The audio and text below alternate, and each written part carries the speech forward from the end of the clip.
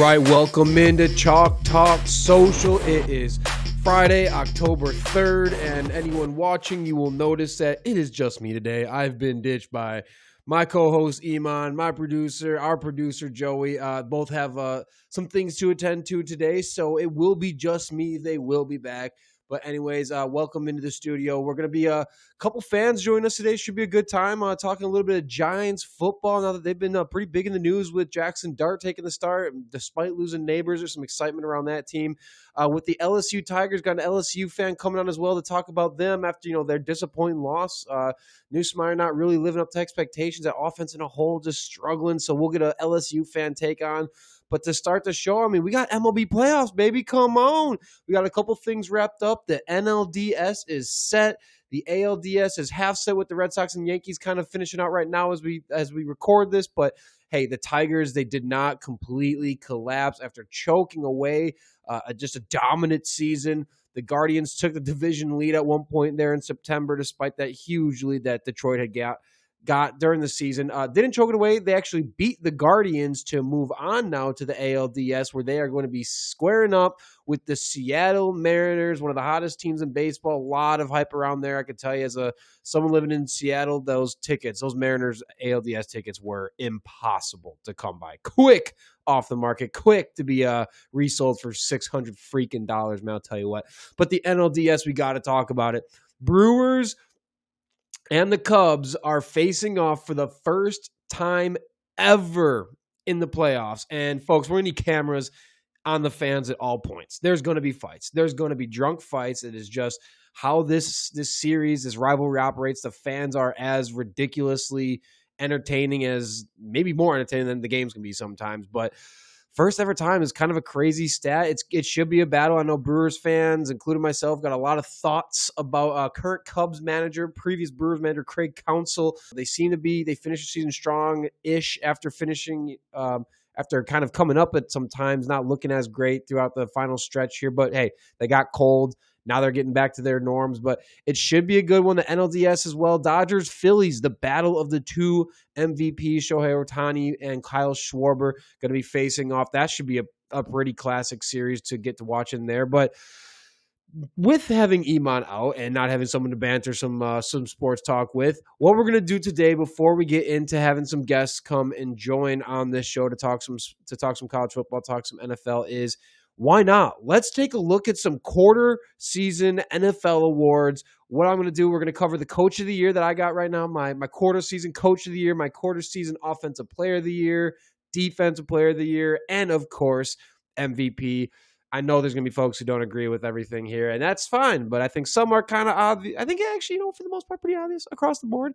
Some debates for some players for sure, especially MVP. There's some debates on some quarterbacks who could realistically be in there, but Coach of the year. Let's just start off NFL quarter season awards.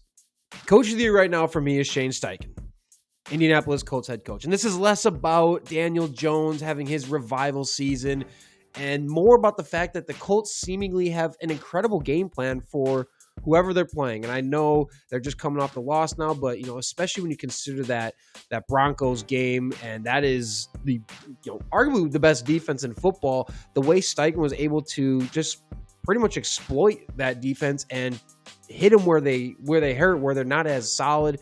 Did a great job there. They've scored 29 plus points in every game, in 3 games this season. The offense has been awesome with play action snaps and pre-snap motion, using play action at a top rate in football this season. So he's a really creative coach. And obviously, speaking of Daniel Jones, we can't discount that Daniel Jones is playing at an MVP level right now through the quarter point. To say that Daniel Jones is even in pissing distance of the MVP conversation is insane, but he is, and he's still playing really good football. He looks like a legitimate NFL quarterback. This is by far the best Daniel Jones we've ever seen. Jonathan Taylor is once again just having a monster season.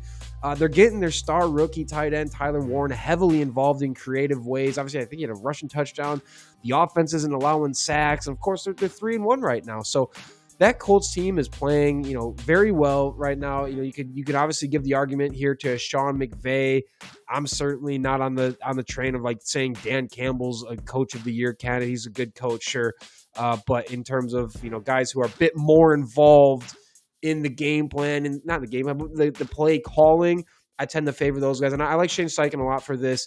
The Colts just they've been impressive. And the way he's been able to exploit some really good defenses has been also pretty impressive. So my hat's off to Shane Steichen, what he's doing with that offense in Indianapolis. I'm going to give him the quarter season coach of the year at this point. Now, moving into defensive player of the year. This one could go a couple ways. But, I think I'll just tell you, Nick Bonito of the Denver Broncos for me has been nothing short of just the most. You could argue for Myles Garrett, but I'm going to say Nick Bonito is the defensive player of the year. Hear me out. Just hear me out. 4.5 sacks. League leader right now is 5. Brian Burns. Nick Bonito has 4.5 sacks on only 86 pass rush attempts through 4 weeks. That's a better rate of sacks per pass rush attempt than Myles Garrett, than Brian Burns. And sure, he gets doubled way less. Let's be clear. But he has 27 pressures. That leads football. He is 3.14. His 31.4% pressure rate is also just absolutely absurd. No one is even in pissing distance of that number. And his 17% quick pressure rate is also blowing away everyone else. Myles Garrett is second up on that list, and he's closer to the 20 to 25th ranked player on that list than he is the Nick Bonito, and he's second on that list behind him. He's not a great run defender. We can be clear about that, but he has been effectively used to spy quarterbacks this season. And he doesn't get double teamed like Garrett, like I said, but it's hard to argue that anyone has been as effective as getting off the ball this season as Nick Bonito has been, especially considering that in non-true pass rush sets, he's the only player with higher than a 25% pass rush win rate in non-true pass rush sets. So he's having an incredible season. He has, been getting better each year, and I think we're just seeing him starting to hit his peak. So the amount of sacks and damage he is doing on far fewer snaps, I believe Myles Garrett has about 120 pass rush snaps compared to Bonito's 86, and Bonito's got 4.5 sacks. It's right behind the league leader in the NFL. And like I said, with Myles Garrett, yeah, of course, there's definitely an argument. There's also an argument for Brian Burns, of course, leading the NFL in sacks. He's got a forced fumble. He's got 3 tipped passes. He's the only edge rusher with 3+ tipped passes already this season is Brian Burns. But Myles Garrett, of course, always going to be argument. He's an alien. There's no way around that. He's incredible. He's double. This blew me away. Myles Garrett is doubled over 65% of the time, yet he still has the highest pass rush win rate in football. Is great. That's crazy, man. He's still very good in the run game. He leads the NFL. He leads all those edge rushers and tackles for loss. So there's definitely an argument here for Myles Garrett, but Nick Bonito, what he is doing in less, despite the double stuff, he's just been so impressive and just very, very, by definition, unblockable so far this season. So I'm going to tip my cap to Nick Bonito for the quarter season defensive player of the year right now. Over to offensive player of the year. Again, this is one that, Bijan was a tough one to consider here or not consider. Puka Nacua you got to give it to Puka at this point. He definitely has some volume inflated numbers, but look, he's first in the NFL in catches, and yes, they're playing Thursday night football, so these numbers are going to be already outdated because we're recording on a Thursday. This comes out Friday, but his going into the Thursday night game against the 49ers, which he is doing well in, his 42 catches are tied most in NFL history through 4 weeks. He's leading the NFL in catches on 50 targets. He's leading the NFL in yards. He's leading the NFL in catches of 20-plus yards. He's leading the NFL in first downs. He's caught 84% of his targets, which is also an insane number. 42 of 50 on 50 targets is just crazy, and he's become the most reliable get-a-bucket guy in football, arguably. I would say behind Chase or Jefferson, maybe not even behind him, just right there at the same echelon. One of the best at the catch point in the NFL as well. And in the past 20 years, his 4.19 yards per route run is third best after 4 weeks. And Stafford has 116 quarterback rating when targeting him. The efficiency that Puka brings to the table has been almost unmatched.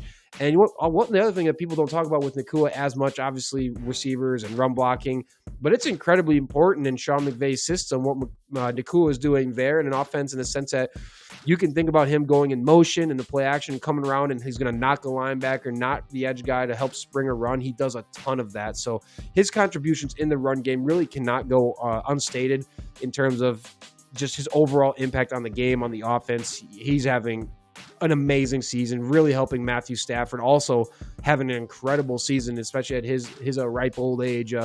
Stafford having a great year himself. And, again, runner-up for me right now is Bijan Robinson. He's on pace to have an all-time type of season in terms of total scrimmage yards. And he's, the fact that he's sharing carries with another guy, Tyler Algier, and still putting up the numbers he is, man, just give Bijan the workload. And I think we might see one of the most historic seasons from any player ever if he had a larger workload, because he is phenomenal with what he does.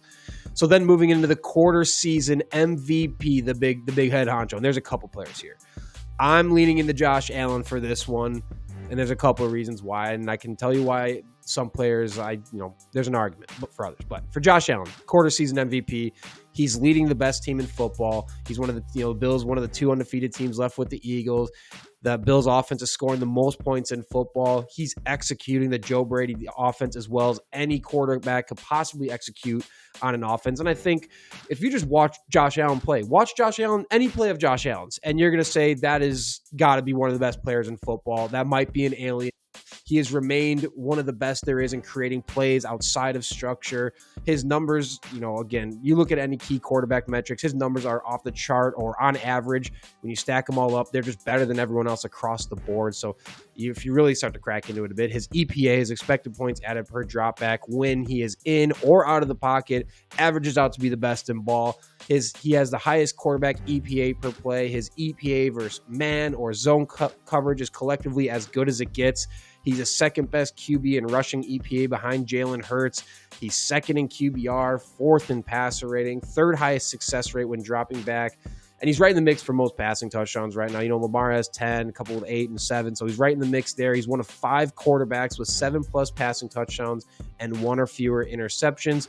On pace for just under 5,000 total yards this season. That's coming up about 43 touchdowns. Josh Allen, just again, when you watch him, you know just watching him, that's one of the best players in the NFL, and it's not even close. Runners up, again, a couple guys this could go to. Matt Stafford's having an incredible season, obvious candidate for runner-up. The guy I think is a dark horse at this point, but we have to truly consider for a type of MVP season already, is Drake May. And you don't have to like it. He's not exactly known to be the most accurate guy ever. He's having a very good season. We have to really consider what he is doing. So go find any quarterback chart or any quarterback stat. Drake May, by all accounts, has been top 5 in just about everything he's done this season with a bunch of, pretty much average guys and an old Stephon Diggs at wide receiver right now. He leads the NFL in completion percentage, 74%. He's tops in accurate throw rate. He's 4th in EPA, expected points added versus man coverage. And he's really ahead of one or multiple of Josh Allen, Mahomes, Stafford, Lamar, or Love on a ton of the advanced metrics or even just the standard ones. So the way that he's been playing this season, I don't think anyone expected him to be this good. But Drake May is truly having a fantastic start to his year. But for me, again, let's just wrap it up. The quarter season awards: Coach of the Year, Steichen; Defensive Player of the Year, Bonito; Offensive Player of the Year, Puka; and MVP Josh Allen. And why not? Let's bring in our first fan today. We'll bring in our first NFL fan. Maybe we can get his feedback as well. We're gonna bring in Dash from Big Dash Knows, big Giants fan here, right? Dash, how we doing today, man? How's it going, man? Can you hear me? I'm coming through clear. We hear you. Love the background. Love the Perfect. Love the Giants vibes. I mean, I'm sure you just heard a little bit of that. You got any feedback on your quarter season awards? Who would you put anywhere for like Coach of the Year, Offense, Defensive Player, or MVP? You got any certain name? I definitely agree with Steichen. You said Steichen, Josh Allen for the MVP. Yes, sir. Who'd you have for rookie or offensive player?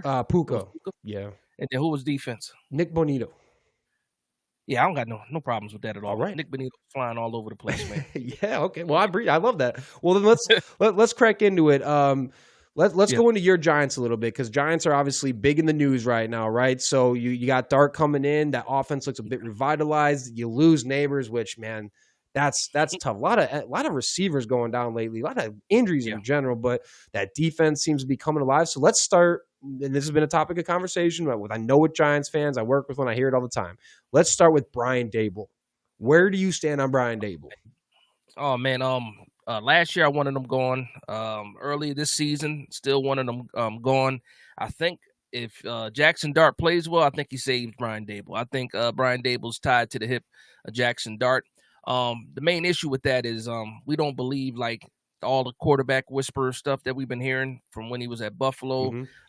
Coming to work with Daniel Jones, he did get success in 2022 and then playoff run and coach of the year. But since then, everything else has been, on the downslide. So, for me personally, I'm going to let it ride this season to see what he does with Jaxson Dart. But if you would have asked me a couple months ago, I wanted him going. Absolutely.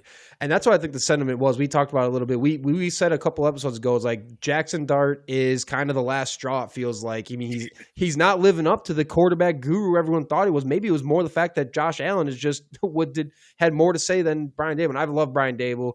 I tried my best to be a fan from afar. But it's he's given me not a lot to hold on to anymore at this point. But hey, offense looks better, and maybe it just was a fact that Russell Wilson, we knew that was never going to be it per se, and Dart's just got more that he can offer to that offense, and maybe it allows things to open up a little bit. I don't know, but we'll see. Well, how about this? Let's stick on the offensive side of the football. What do you see as the potential for the rest of the season with Dart minus Neighbors, and especially like can Cam Skattebo be like the guy at running back replacing Saquon now? So the main feel is like we can't have good things. As soon as we get Jaxson Dart starting, then Malik Neighbors goes down. My question is this: like, who's going to be the guy that steps up? A lot of Giants fans, as soon as Neighbors goes down, they want to trade for Olave. They want to trade for T. Higgins. First of all, we don't have the money to try to trade for any of these guys. And then also we're talking about draft capital. We're still trying to rebuild this team as well. So for me, I think a lot of it falls on Jaxson Dart and also falls on the offensive coordinator. We got issues in the red zone. We got issues with route concepts in the red zone. So I think if they can dig a little bit deeper into their bag, Kafka and both Brian Daboll, and we saw it last week. They did what, Jaxson Dart does well, and that's use his legs, but also, take a couple of shots. I think this week, hopefully they pass a little bit more. When it comes to Cam Skattebo, I fear for him sometimes, man. He is absolutely reckless. But I also love it at the same time. But with Tyrone Tracy being out, I want him to be a little bit less reckless, but also that's just his genetic makeup. He wants to run through walls. That's his style. I think that leaning on the run and also getting the tight ends involved is where we can actually, get some things done, because outside of a running game, quarterback's best friend is a tight end. And we got Theo Johnson. He got in the end zone last week. So hopefully, that's where it is. And again, it all falls on Jaxson Dart, but also if the defense steps up, it makes it a little bit lighter of a load for Jaxson Dart as well. Yeah, and look, it's so hard to not cheer for Cam Skattebo. Like, as an NFL fan, just everyone loves that type of play. Like, he's a dude that would have just been amazing, like the early 2000s, like that Mike Allstott era, just run it through your face. Cam Skattebo would have been a star back in the. He's a throwback running back for sure. I love it. I mean, the Giants, the thing with the Giants, defense, Brian Burns having a great year. He's got a sack in every single game this season. He was another guy I was considering for possible defensive player of the year. His numbers are nice. But that defense seems to be, a lot of expectations for that front. They seem to be kind of figuring out, the run defense got to figure it out still. But the Giants' schedule isn't exactly easy the rest of this season, which is it's going to be tough on Dart. It's going to be tough on Daboll. For you as a Giants fan, first, I guess, what does kind of good look like the rest of the season? And can that defense be good enough to really help lead this team maybe to a wild card? Maybe. Yeah, the one thing with the defense, because a lot of people say, the defense finally came alive, last week. And it's true in a sense because the front four finally got pressure.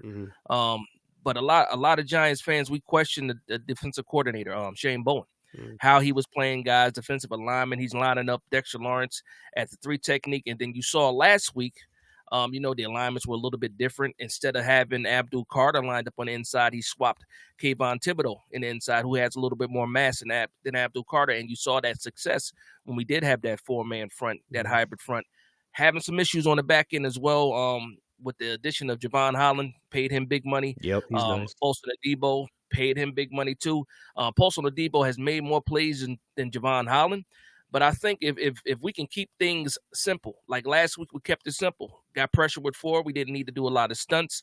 And the secondary got a chance to sit back and just play ball. And we saw Drew Phillips be effective. Again, we saw a couple knockdowns from Paulson Adebo.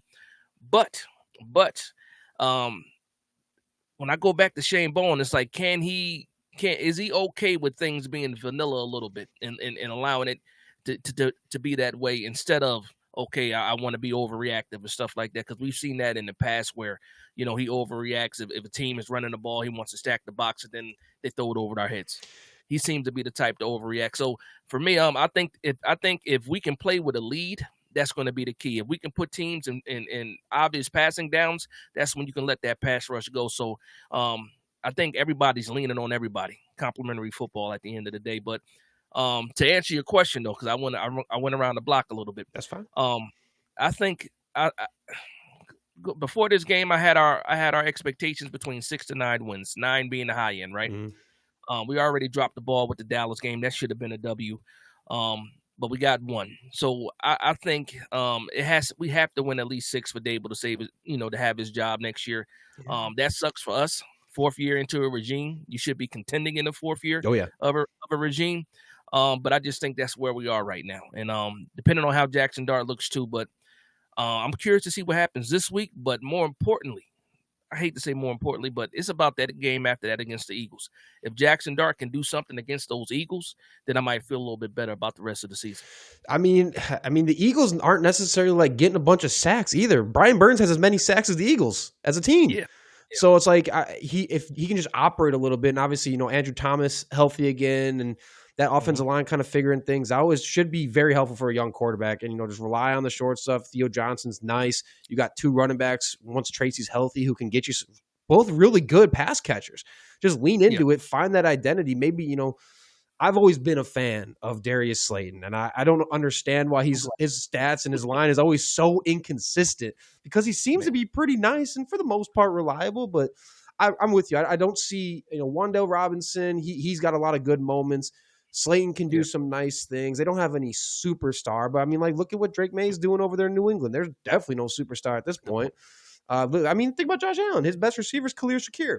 There's no superstars. You can win without it. Jordan Love too, having a good season with just spreading the ball around. So I think it's time for Brian Daboll to really, it's not up or shut up time, like you said. Yeah, I think also too, man. It's a wide receiver buried on the depth chart right now, a rookie from 2023, and Jalen Hyatt. We forget about him. Where's he been? Exactly, and it's the majority of Giants fans have already given up on him. Wow, they either wanted him traded, they don't want him having a jersey on Sundays, and then this happens with Malik Neighbors, and again, when everybody's looking for the trade and who we're going to sign. I'm like, no, man. Look at the guys on the roster. Look at Slayton. I'm a big fan of Slayton. Been a big fan of Slayton. He's been the most solid for the last 6 years. Again, it's not eye-popping yardage or touchdowns, stuff like that, but he has a particular skill set and he shows up in spots. Wan'Dale Robinson, again, gadget guy, showed that he can also help you downfield in that one game versus Dallas. We saw Russell Wilson, target him down the field. But again, Jalen Hyatt, I think Jalen Hyatt is the key if you can actually get him involved. And that's another thing when it comes to this offense and the coordinators, they tend to give up on guys. And you can see it in the draft. So for example, just to explain myself a little bit, the first year they got there, they drafted Daniel Bellinger, right? Yeah. They drafted Daniel Bellinger, had a solid rookie season, right? Before and after the eye injury. The year after that, they went ahead and got Darren Waller, and they put Daniel Bellinger, into the back. And then the year after that, they went and traded Theo Johnson. They went and drafted Theo Johnson. And then now you push him to the back again. And now you're sitting here with all these tight ends that you drafted this year, Thomas Fidone out of Nebraska, and he can't even get a jersey. So it's funny to me how you drafted these guys, mid-round picks, to say that, but you got to give these guys chances. When you look at the inefficiencies in the red zone, you're throwing the 5'8" Wan'Dale Robinson. I would much rather throw the 6'6" Theo Johnson, 6'5" Daniel Bellinger. And how about we get the rookie on the field, the Thomas Fidone, who's almost 6'7" himself with like a 7-foot wingspan. So where are your red zone threats? A lot of things that we need to clean up. I will say this too. It's about the chefs, man. I think we have the ingredients to be competitive. It's the guys cooking the meal. So the offensive coordinator, defensive coordinator, head coach, those guys need to get it together and really coach to the strength of the team. Yeah, and I think another guy that I feel like a lot of people are looking at is Bobby Okereke, the linebacker. He's got a lot of good. There's just kind of been inconsistent. And when you're playing behind a dominant front, and maybe it just could be the alignment, but the dominant front's supposed to make a middle linebacker's life very easy and excelling. And it seems like it's just not all there all the time with him. And I feel like if you can get him right a little bit, and Hyatt thing too, That's like a Christian Watson factor, just sitting there doing nothing. You let him do his thing, run straight. He commands safety attention. Then you got a guy like Wan'Dale Robinson you can just leverage over the middle, the short stuff, because you got to take a safety with Jalen Hyatt. Even if you're not going to, Christian Watson, his impact goes far beyond the stat line. His impact is it's exactly what you can do with Jalen Hyatt. And that's second round. That's a second round pick, is it not? Like 2 years ago, like you said. Third round. He was a third round pick. But we did trade up to get him. We gave up a pick for him. We moved up like 20 spots to get him. I didn't even think about it because I forgot about Bellinger too. Because he was kind of nice for a second. Like you're that's a good point. These guys just tend to disappear, but there's like no superstar besides Neighbor that's like a reason for it. But all right. So I guess if you had to get rid of Daboll, I mean, do you got your eye on anyone? Just out of curiosity. I got I want to go old school Giants football. I want to go to the defensive side. Actually, the team that we just beat, the Chargers. I like their defensive coordinator, Mentor. Oh yeah, I like him. But I wish that we can settle the differences and get the lawsuit settled with Brian Flores, because I was a big Brian Flores fan before we got Brian Daboll, and they let it be known too when we hired Brian Daboll, there was a split in the building. John Mara actually wanted Brian Flores, but Joe Shane was Brian Daboll's guy, and Brian Daboll got the job. But hopefully we can fix that. But again, I'm gonna let this thing play out. Yeah. I'm enjoying what I'm seeing with Jaxson Dart right now. And again, Daboll's future is in the hands of Jaxson Dart. That is very true. And hey, as long as y'all stay away from my Packers D coordinator Jeff Halfley, I'm gonna be happy. Y'all keep your paws. That's another one. Y'all keep your paws off him. Another one. keep your damn paws off him, please. That's another one. Yeah. All right, but I do want to go defensively though. Okay. All right. Do you feel good about an offensive coordinator then? Because I mean, if you're going defensive coordinator, you better have an elite OC running that offense then. Yeah, you know what's funny? I was just thinking about some of the connections that Brian Flores might have. And obviously, Mike McDaniel's awful head coach. Yeah. For the Miami Dolphins. But, I wouldn't mind him as an OC. Maybe you can try to get Cliff Kingsbury away from the Commanders, but I don't know if that happens. It just depends on, playing to the strengths or coaching to the strengths of Jaxson Dart, which Brian Daboll, to me, please, Brian Daboll, do not treat Jaxson Dart like Josh Allen, even though he has the legs to run. He's not built, doesn't have the same frame as Josh Allen. I don't want to see QB sweeps and stuff like that. Maybe a couple, peppered in, but please not. Don't run him heavy. That's it. Keep him alive. All right. I mean, that's fair. Maybe we'll see that window crack open for the Giants, rest of the season. But all right, Big Dash, thank you for coming on. Why don't you let the people know where they can find you, find your own show, and find you on socials? No, thank you very much. First of all, thank you for the invite. Thank you for having me on the show. It's very simple. It's going to be Big Dash Knows, all social media platforms. That's where you can find me. I do live shows on Wednesday, and also I do the Late Night Giants Talk on Saturdays, 9 p.m. Eastern. So I usually run that show about 2 hours. So Late Night Giants Talk, definitely you can find me there. Good stuff, man. Well, appreciate you coming on, talking ball with us, and being part of this fan of all sports coverage. It's good to get folks like yourself in the know for us. So that was very helpful hearing your Giants knowledge. So thank you for coming on. Hope we can talk about you soon, and best of luck to those Giants figuring their way out over there. Thank you very much. I appreciate you. Have a good night. Yes, sir. All right, that's a little bit. We'll wrap up NFL talk for the show there. And, of course, we got another slate of college football coming on this weekend. So why not kick it over to an LSU fan? We're going to call him TV. TV, welcome to the show, man. Appreciate you coming on. How we doing? Good. Can you guys hear me? We got you. We got you loud and clear. I mean, first, let's make sure you're all right. That Ole Miss game, I'm sure, was not what you wanted. Why don't we just start it off there? You're big LSU Tigers. Y'all clearly seen some pretty damn good glory days recently in the past decade. So after that game, especially with how this season's going, like, how are you kind of feeling about the team so far right now in the SSC and in general? Yeah, it's year 4 for Brian Kelly, and I think for most of us, it's time to, put the money where the mouth is. And, he asked us to donate to the NIL, and we did. And our roster should be better than kind of what we've seen, especially offensively.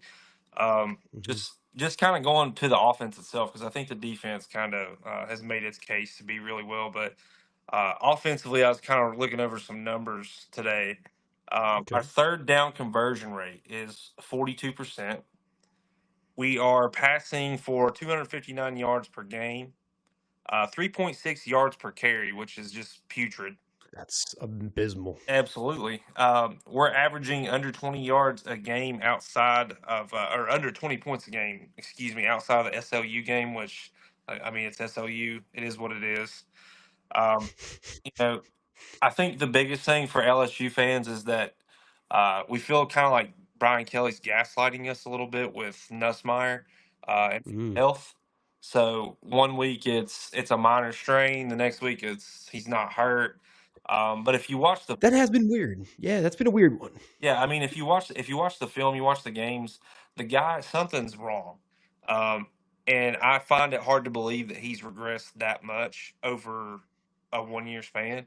I Mm. mean, this is a guy that's being talked about, preseason going to being a first round pick, and now, Yeah, you know, I don't know what his draft stock is, but it's not good. And not first round anymore. yeah, and I think for us, we're just frustrated because it seems like under the Brian Kelly leadership, we get one or the other. We get a good offense or a good defense, and we're never able to put it together. So I kind of expected that they would struggle with Ole Miss a little bit, and I do want to say, Ole Miss is a great team, and Mhm. they play well at home, and that's a tough environment. And uh, shout out to Lane Kiffin. I mean, his offenses speak for themselves, and they found a way to win. And it's unfortunate we didn't make adjustments. And I think we're all feeling a little bit down here in Louisiana about where we're at. Mm. Um, we got a bye week coming up, and we're going to see kind of where it goes from there. Yeah, I mean, hey, Lane Kiffin, his daughter got in the head of your star linebacker down there. He played the mental games, and it seems like he won and it paid off. Whatever the little games with his daughter dating your linebacker out there, I had to have something going on. Something had to happen there. Yeah, Lane's out there playing chess while Brian Kelly's playing. I mean, like you said, hey, the defense has been elite this season. The O line play and as being bad has been a big contributing factor. As the run game being arguably just worse, just hasn't got going. I don't really see the offense being this bad and allowing LSU to be a championship contender right now, which is crazy. I don't even know if maybe they squeak into the playoffs, but they currently have 4 top 20 teams left on the schedule right now and South Carolina. How far can this team go, man? Realistically, especially with Nussmeier's struggles, he's struggled in his career so far against the SEC teams, has not been very good at all. Like, that's got to change on a dime because y'all got Bama, who's seemed to figure it out coming up. You got Oklahoma, who's at number 5 right now to end your season, really. So, how far does this team, can it go? What needs to change for it to get right? Yeah, I think another important thing to point out is that Brian Kelly is also 5-9 against ranked opponents in his Oof. LSU. So, I think with us it's twofold with what we're facing because I do believe that the defense is championship caliber. Mm-hmm. But with the offense, I don't think they have to be elite as far as what we saw with 2023 LSU with Jaden Daniels, Malik Neighbors, Brian Thomas Jr. I don't think anybody expects that. Boys. Um, if we could score 24 to 30 points a game, I think that's good enough to win those big games. But at this point, I just don't know if that's possible. I'll tell you, I'm nervous because, like you said, of the schedule. A&M is tough. Vanderbilt is tough this year. Alabama's Yeah. always tough, and they came in and absolutely just embarrassed us last year. And then at the end, we have Oklahoma. So Yeah. I, realistically, I think LSU could probably lose one more game and still have a shot at the playoffs. But I think at this point, that's kind of a high hope for our fan base. And I don't know. I really think we're going to be able to tell a lot after this South Carolina game. Kind of see what the health of the offense is because. One thing that I've kind of learned about Brian Kelly is he usually does not make adjustments, and he usually keeps the same with what he's used to doing. So if Nussmeier's hurt, but he's able to go out there, then he's going to put him out there, and I guess we'll see what happens. But um, it's going to be interesting to see what happens from here forward, especially with the offense. And I think Brian Kelly, where he called us spoiled, I think he needs to put up or shut up. Yeah, that was kind of crazy. Yeah. So Where do you sit on the Brian Kelly? Because right, he signed a 10-year, $95 million contract in 2021. How much longer? I don't know what the buyout is exactly, but I mean, as of 2024, Kelly's buyout is a roughly $61 million. Good Lord Almighty, stealing money. I mean, what do you do at this point? I mean, let's say the season finishes out a total dud, right? Because like the schedule is tough. Nussmeier is not. I don't know what it is, but like, let's say they finish around 500, maybe 2 games above. What is there a hot seat? What's kind of been the talk with LSU fans or just in general around the area with him specifically? Yeah, the buyout is that's a topic of conversation that a lot of us have quite frequently. Unfortunately, it's a lot of money, and I know that's a deterrent to make a change. But I do want to shout out our fan base in that, when it comes to generating money and giving money and doing what we have to do to support LSU athletics, especially LSU football, uh, Mm-hmm. we'll do what we have to do. So I do think that if it's another disaster of a season and they finish with 7 wins, 8 wins, I'm not sure if this will be the year that they finally pull the plug, but I guarantee that going into next season that uh, they will let him know that the money will be found if some change is made. It's SEC football. Those there's always a way to money around there. No one really does it better. Maybe Ohio State's the only one who knows how to shell out money to build a $30 million roster a little bit better. But I mean, I don't know. Me and my co-host who's not with me today. We've been talking a lot about we want to see Urban Meyer get back in the mix or something. We know Jimbo Fisher's out there somewhere, and then if somebody, can you imagine? Just hear me out. Just hear me out. They go and find former coach to bring back Nick Saban. Is it possible? I'll say a 2% chance, greater than Okay. 2%. But I think that would be the pipe dream for a lot of LSU fans. I know it didn't end on the greatest terms, and with him being Mm-hmm. Alabama, what better way to come back and truly finish out your career than kind of come back to where it started. And um, if he could come back and do just a little bit of what he did with us with Alabama, then I don't know. It would be a dream come true for me personally because he's the GOAT. Mm-hmm. I don't know. I'll find the $61 million myself if that's what it takes to get. We could rob a couple banks. There's a couple banks that need some robbing that, Exactly. I think we can find a way. I mean, look, in college, money is kind of drying up in college athletic departments and stuff. And it's been like a known concern across the nation. And you get a guy like, even if it is Urban Meyer, if some act of Lord, they convince Saban to come out and coach, I mean, flooding, butts in seats type of, they need a butts in seat type of move. Nothing average, nothing half-assed, no like OC first time guy. They need a butts in seat type of guy that, is going to revive the program and get back to beating the best teams and, like they're used to doing. And that Brian Kelly is just not really delivering on at the moment. Like you said, a pretty shitty record. I guess final thing for you is, I guess we talked about a little bit, but Nussmeier, what is your like overall take on him? At this point, is it more on him? Is it the fact that the old line is bad? Is it just a bad play calling from Brian Kelly? Like, where does he stand in like the list of problems for LSU's offense right now? I do think that for me, I think the blame is equally shared across the offensive Mm. front right now. Um, we're averaging 7 offensive penalties per every 4 quarters, so that's a poor discipline team right there. Definitely not helping ourselves out. Um, as far as scoring goes, we're 80th in the country. Um, Oh, in yards per game, we're 90. oh, Running, we are 121, and passing, we're 44th. oh, So God. yeah, and I want to give a quick shout out to Lon Sullivan for having those stats. So he allowed me to share those. But yeah, so we have poor quarterback play. Our offensive line is absolutely awful. The running backs are not able to get any separation or space, and the play calling has been absolutely awful. So that's one thing that has been frustrating for us too. Is it's like Joe Sloan, the offensive coordinator. It's like we see all this stuff as fans and we suggest make changes, make changes, make changes, but it's just more of the same every week. And I don't know, at this point I know that there's been talk about maybe starting Michael Van Buren, and Oh, wow. he can't be any worse than what Nussmeier's been. And for me, if Nussmeier's not 100%, there's no reason to put him out there. Van Buren has SEC experience. Yeah. I'm not sure what the plan is for South Carolina. Brian Kelly's probably going to change his answer every 5 minutes and kind of tell us that we don't know what we're talking about. So we'll kind of see. But the offense has just been putrid across the board. I've not been impressed with any facet of the offense, whether it's playmakers, play calling. The line's terrible. But I do want to shout out one of our running backs, Harlem Berry.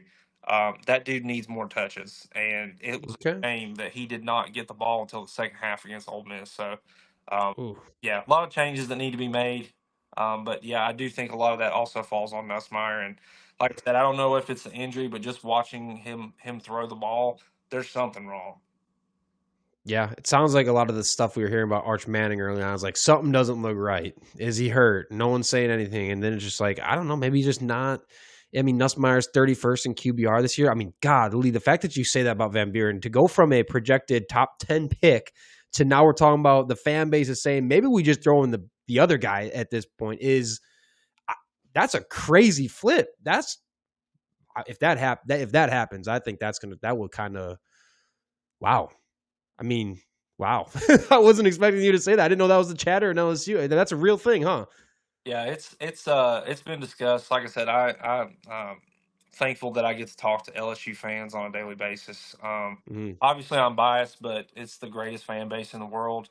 Amazing people, and we're passionate about everything that involves the school, and all of us bleed purple and gold. But there's been quite a bit of that question of if Nuss can't do it, then what do we do? And Van Buren was the starter at Mississippi State last year, and Yep. it doesn't say much as far as record and his stats there and so on and so forth. But I mean, to me, like I said, I don't think he could perform any worse than Nussmeier can, and he also gives you the ability to run the ball, which Mm-hmm. you can't do. So I mean, I would give him a shot against South Carolina, but I'm not sure Wow. what Brian Kelly's thinking. He's telling us that Van Buren's taking first team reps right now and Nussmeier's resting, but then we get a picture out today that Nussmeier's just right in the midst of practice, just normally doing his thing. So Hmm. I don't know how much we can trust what Brian Kelly tells us, honestly. So I guess we'll just have to wait and see. Good Lord. Well, I mean, hoping for it, man. I'm a Wisconsin Badgers fan, so I have nothing going for me at all. I'm just here for the vibes at this point. We got Barry Alvarez told us the same thing, that we're spoiled. Like, spoiled with fucking what, bud? When was the last time we won a meaningful bowl game? We we haven't won a bowl game worth of shit in forever. We're not spoiled for shit. We have nothing right now. The guy you hired was supposed to make this fun again, and then you don't pay any athletes. Like, you're just not adapting. You're gonna die. So I have nothing. So I'm hoping for the best for you with your LSU Tigers. Thanks for coming on the show, Tiger Vibes. If you got anything you want to shout out from a social media perspective or anything, feel free to take the platform to do it. Yeah, I appreciate it. I love talking anything involving the Tigers. I don't really have much social media outside of just X/Twitter, whatever you want to call it. But I do want to give a shout out to Lon Sullivan and also Preston Guy, two amazing LSU reporters, and a lot of the information and research was done before I got on this show, and those guys are great at what they do. So just thrilled to be on here and appreciate you giving me the invite. And it's going to be go Tigers until I die. So I love it. I love that you bleed the cause. All right, man. Well, thanks for coming on. Thanks for informing us a little bit about what's going on down there. Y'all have a good one. Have a good Saturday. Best of luck to you out there. Well, you got a bye week this week, right? yep, Yeah, bye week this week and back at it was against South Carolina next Saturday. that's right. All right. Well, enjoy it. Thanks for coming on, man. Thanks, man. Have a good one. You too. All right. We're going to just wrap it up there. We'll be back with you on Tuesday per normal, but thanks for coming in for another episode of Chalk Talk Social. Y'all have a good weekend watching some football, watch some playoff baseball, WNBA playoffs, finals coming at you. So make sure you are on your couch glued so we can review it all next week. Until then, we'll see you later.